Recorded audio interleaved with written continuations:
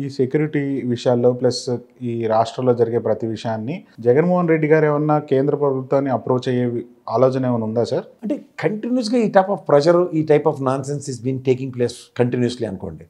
ఎందుకైనా గవర్నమెంట్ వచ్చిన 45 డేస్లోనే ఢిల్లీ వేదికగా ఇక్కడ శాంతి భద్రతలకు ఎలాంటి విఘాతాలు కలుగుతున్నాయో క్రిస్టల్ క్లియర్గా ఢిల్లీ వేదికగా ఉన్న పార్లమెంటరీ పార్టీలో ఉన్న వాళ్ళందరికీ ఎక్స్ప్లెయిన్ చేసాడు. మేజర్ అపోజిషన్ అందరూ వచ్చి అటెండ్ అయ్యారు. సో దీని కాన్సిక్వెన్సెస్లో if my prediction is not wrong, పైపచ్చి అతనికి విపరీతమైన సెక్యూరిటీ థ్రెట్ ఉంది. గవర్నమెంట్ పరంగా ప్రొవైడ్ చేస్తున్న బుల్లెట్ ప్రూఫ్ వాహనం కండిషన్ పోలేదు. సొంతంగా ఆయన నిర్మించుకున్న బుల్లెట్ ప్రూఫ్ వాహనం కూడా నేను లాక్కున్న పరిణామాల్లో గౌరవ హోంశాఖని, గౌరవ హోంమంత్రిని అప్రోచ్ అయ్యే ఛాన్సెస్ ఆర్ వెరీ బ్రైట్. ఒకవేళ స్టేట్లో లా అండ్ ఆర్డర్ విషయం ఒకసారి ఎక్స్ప్లెయిన్ చేశారు అనుకోండి, కంటిన్యూస్గా చిన్నపిల్లల మీద జరుగుతున్న దాష్టికాలు, 187 పైచీలక ఆడపిల్లల మీద జరుగుతున్న అఘాయిత్యాలు ఇవన్నీ ఆల్రెడీ నోటిఫై ఉన్నాయి. చంద్రబాబు నాయుడు గారి ఆధ్వర్యంలో పవన్ కళ్యాణ్ గారు మాత్రమే మాట్లాడగలరు అనుకుంటారా? సెంట్రల్ ఇంటెలిజెన్స్ నాకు అప్ టు డేట్ ఇన్ఫర్మేషన్ ఇస్తుందని. జగన్మోహన్ రెడ్డి గారు కూడా మాజీ ముఖ్యమంత్రి కెపాసిటీలో లా అండ్ ఆర్డర్కి ఇంత డీవియేషన్స్ ఉన్న విషయం విత్ సబ్స్టాన్షియల్ ఎవిడెన్సెస్ ఆల్రెడీ చూపించాడు. ఇంకోసారి గౌరవ హోంమంత్రి గారి దృష్టిలోకి తీసుకెళ్తే పర్యవసానాలు. ఇప్పుడు ఆయన సెక్యూరిటీ ఫస్ట్ ఆయన ప్రాణాల మీదకి వస్తుంది. వీళ్ళు తీసిపడేసినట్టు గొలకరాయి కొడికత్తి కథలు కాదు కదా. వాస్తవానికి దగ్గరగా ఎన్ఐఏ రిపోర్ట్లో ఏముందో దాని పూర్వపరాల్లో గౌరవ హైకోర్టు ఇవ్వబోయే డైరెక్షన్స్లో అతి దగ్గరలో నాకు తెలిసి ఎన్ఎస్జీ కమాండో సెక్యూరిటీస్ ఆయనకి ఇచ్చిన నేనైతే ఆశ్చర్యపడ్డాను. నేను నిన్న కూడా చెప్పాను. అంటే ఇప్పుడు కేంద్రంలో ఆల్రెడీ ఇప్పుడు స్టేట్లో కూటమి ఉంది, వాళ్ళు బీజేపీ వాళ్ళే రోల్ ఉంది.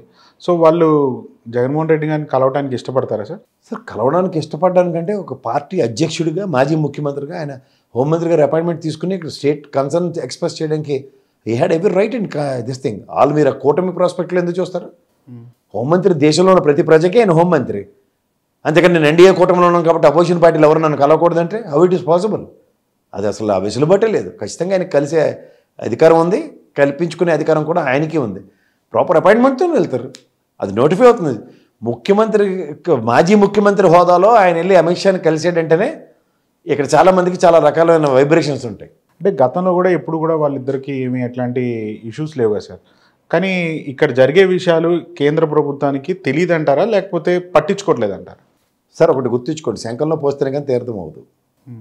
టిల్ సచ్ టైం నాకు తెలిసి జగన్మోహన్ రెడ్డి గారి కన్నా ముందు ఒక సెట్ ఆఫ్ ఎంపీస్ డెలిగేషన్ వెళ్తుంది. వెళ్ళి కలిసి ఇక్కడ ఉన్న లా అండ్ ఆర్డర్ విషయంలో మా అధ్యక్షుడు, పార్టీ అధ్యక్షుడికి వస్తున్న అప్రహెన్షన్స్ చూడండి, వీటిని ఖచ్చితంగా దీన్ని నోటిఫై చేయండి అన్న కోణంలో ఫస్ట్ ఉంటుంది. డైరెక్ట్గా జగన్మోహన్ రెడ్డి గారు వెళ్ళే అంత స్థాయి అయితే ఇంక తర్వాత అది పూర్తిగా ఆనకట్ట తెగిపోయిన దాంతో సమానం. సార్ చూస్తే నిన్న క్యాబినెట్ మీటింగ్లో మళ్ళీ పవన్ కళ్యాణ్ గారు లేరు, ఏదో వాళ్ళ అమ్మగారికి బాగాలేదని చెప్పి హైదరాబాద్ హఠాత్తున వచ్చినట్టు తెలుస్తూ ఉంది. ఇది చాలా రోజులుగా క్యాబినెట్ మీటింగ్ 2-3 సార్లు కూడా అటెండ్ అవునట్టు తెలుస్తూ ఉంది కదా. ఇప్పుడు మీరు గమనిస్తే సార్, బీజేపీ వాళ్ళు తెలుగుదేశం మేనిఫెస్టోని ముట్టుకోలేదు. ఎలక్షన్ అయిపోయింది, గెలిచారు. పవన్ కళ్యాణ్ గారు క్యాబినెట్ మీటింగ్కి ఆబ్సెంట్. నిన్న ఆయన నేనైతే వాకౌట్ అని చెప్తాను. ఎందుకంటే ఇప్పుడు అసెంబ్లీలో మీటింగ్లు జరుగుతున్నప్పుడు అపోజిషన్ పార్టీ నిరసన తెలియజేస్తూ వాకౌట్ చేస్తున్నామని వెళ్ళిపోతారు. ఏదంటే వాళ్ళు చెప్పింది ఏదైనా వీళ్ళకి నచ్చకపోతే. నిన్న నాకు తెలిసి 44,000 ఎకరాల అగైన్ అనదర్ ల్యాండ్ ఎక్విజిషన్ అంటే 34,000 ఎకరాలు ఇచ్చిన 29 గ్రామ ప్రజలకి ఈ రోజు దాకా ఏం న్యాయం జరిగిందో ఒకసారి చూడండి. ఇంకా 33% దగ్గర వాళ్ళకి ఇంకా 1000 గజాలు 200 గజాలు ఎలకేషన్స్ జరగలేదు సిఆర్డీఏ పరంగా. కాబట్టి సిఆర్డీఏ బొంబార్డింగ్ ప్రెషర్ పెడుతుంది. ఏది అక్కడ ఉన్న రైతుల మీద, వాళ్ళ మీద. అధికారులు అయితే జులుమే చూపిస్తున్నారు నారాయణ గారి ఆధ్వర్యంలో. ఇవన్నీ నాకు తెలిసి పవన్ కళ్యాణ్ గారు కూడా ఇంచుమించు తాడేపల్లి ఆ పరిసర ప్రాంతాల్లోనే ఉంటున్నాడు కదా ఆయన, ఆఫీసు, ఇల్లు అన్నీ. అవును. సో ఖచ్చితంగా అక్కడ ఉన్న రైతులు వాళ్ళ ఆక్రందనలో ఆయన చెప్తూనే ఉంటారు కదా. నాకు తెలిసి ఆయన డిసెంట్ తెలియజేయడానికి బయటికి వెళ్ళారు. ఉదాహరణకి వాళ్ళ అమ్మగారికి ఆరోగ్యం బాగోలేదు, నిజంగా దాని ప్రకారం వెళ్ళారంటే పెద్ద ఆవిడకి ఖచ్చితంగా మనం గౌరవం ఇవ్వాలి. ఆవిడ ఆరోగ్య పరిస్థితులు రీత్యా నిజంగా ఆవిడకి ఒంట్లో బాగోలేకపోతే ఒక తండ్రి, ఒక కొడుగ్గా ఆయన చలించిపోయి వెళ్ళాడంటే యాక్సెప్టబుల్. బట్ ఇక్కడ కాంట్రడిక్షన్ ఎక్కడ వస్తుందంటే, సాయంత్రం ఏటి తెలియని నాగబాబు ఇలాంటి వదంతులు నమ్మొద్దు, మా అమ్మ చాలా ఆరోగ్యంగానే ఉన్నారని వాళ్ళ అమ్మగారి విషయంలో ఆయన ట్వీట్ చేయడం. ఎవరి బాధ్యతని ఎవరు నిర్వర్తిస్తున్నారో ఒకసారి చెప్పండి. క్యాబినెట్ మీటింగ్ వాకౌట్ బాధ్యత రాహిత్యం. నేనైతే మొహమాట లేకుండా చెప్తున్నా. ఈ క్యాబినెట్ నిర్ణయాలన్నీ సమిష్టి నిర్ణయాలు అవ్వాలి. సమిష్టి నిర్ణయంలో జనసేన అధినేతకి కన్సర్న్ లేదు, బీజేపీ అధినాయకురాలు లేదు కదా. అక్కడ స్టేట్ ప్రాస్పెక్ట్లో మాట్లాడుతున్నా. అపోజిషన్ లీడర్ అలాగూ లేదు. అఖిలపక్ష మీటింగ్ కాదు, క్యాబినెట్ నిర్ణయం. క్యాబినెట్ నిర్ణయంలో ఉప ముఖ్యమంత్రి స్థాయి క్యాబినెట్ హోదా కలిగింది. పంచాయతీరాజ్ శాఖ మంత్రి. ఎన్ని పంచాయతీలు ఉన్నాయి ఆ రేడియస్లో? 44,000 ఎకరాల ఎక్వైజిషన్లో. ఎక్కడైనా డిసెంట్ తెలియజేయడానికి ఒక అవకాశం ఉండాలి కదా. నాకు తెలిసి ఆయన క్యాబినెట్ వాకౌట్ చేశాడు, డిసెంట్ తెలియజేశాని నేను అనుకుంటున్నాను. కాదంటే ఖచ్చితంగా చెప్పాలి, ఎందుకంటే 40,000 ఎకరాలు తీసుకోవడం నాకు ఇష్టమే అని. అప్పుడు అలా ఏవిఆర్ కృష్ణారావు పుస్తకావిష్కరణలో ఆయన మాట్లాడిన మాటలు, లేకపోతే అమరావతి పట్ల ఆయనకున్న కన్సెన్సస్, అవన్నీ ఆయన ఎక్స్ప్రెస్ చేసినప్పుడు బలవంతంగా రైతుల దగ్గర లాక్కుంటే అన్న దగ్గర మొల్ల కంచెలు కాలుతో తన్ని వెళ్ళిన ఉదంతం కూడా నాకు తెలుసు. ఏది 14-19 మధ్యలో 18 మధ్యలో.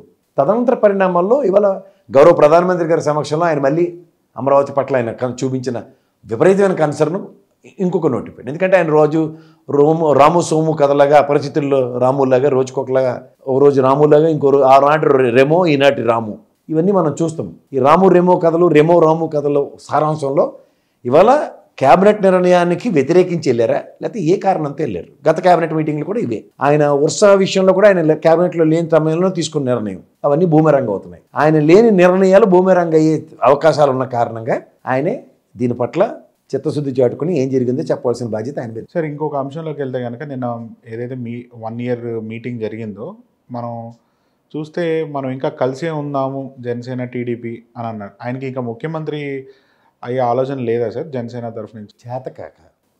చేతకానోడు ఎక్కువ బేగలు పోతాడు. ఇప్పుడు చూడండి, ఎప్పుడో వీధుల్లో తగ్గులు ఆయన ఇండివిజువల్గా పోటీ చేస్తే అయ్యే అవకాశం ఏం కనిపించదు. వచ్చి జన్మకు కూడా లేదు అదృష్టం. అది ప్రాంతీయ పార్టీ అయితే మీరు చెప్పొచ్చు, ప్రాంతీయ ఉప ప్రాంత పార్టీ దానికి అంత అబిలిటీ క్యాపబిలిటీ ఉంటుంది, దయించి ఊహించుకోకండి. పైపచ్చు దానికి నిలబడినోడిలో ధైర్యం మొక్కవంతనం ఇలాంటివన్నీ ఉంటే ఈ రోజు కాకపోతే రేపు. దానికి ఉదాహరణ కేఏ పాల్లాటాడు, ఏనుగు చచ్చినా బతికినా 10,000 సామెతలాగా అలాగే ఉన్నాడు. కనీసం ఆ సేవ కూడా లేదు. దాన్ని ఎలాగే గెలిపించండి, కొలపలేని ఓటేండి అని ఒక విధంగా అడుక్కుంటాడు.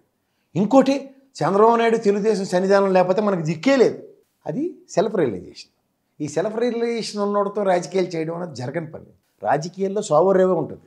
సరెండరింగ్ పాలిటిక్స్కి ఎప్పుడైతే తెల్లలేపావో నీ చేతకాంతానని అన్ని కోణాలను 360 డిగ్రీస్లో ఎస్టాబ్లిష్ చేస్తుంటారు. ఎస్టాబ్లిష్ ఎప్పుడైతే అవుతావో ఇవాళ నీకు తాత్కాలిక ఉపశమనం దొరికింది, లాంగ్ టర్మ్లో ఉపశమనమే ఉండదు. ఇది ప్రాథమిక సూత్రం రాజకీయాల్లో. బట్ ఆయన వైసీపీ వాళ్ళకి డైరెక్ట్గానే హుకుం జారీ చేశారు కదా, ఎక్కువ చేసే తోక కత్తిరిస్తాము అని కూడా ఇప్పుడు కూడా అన్నాడు ఆయన.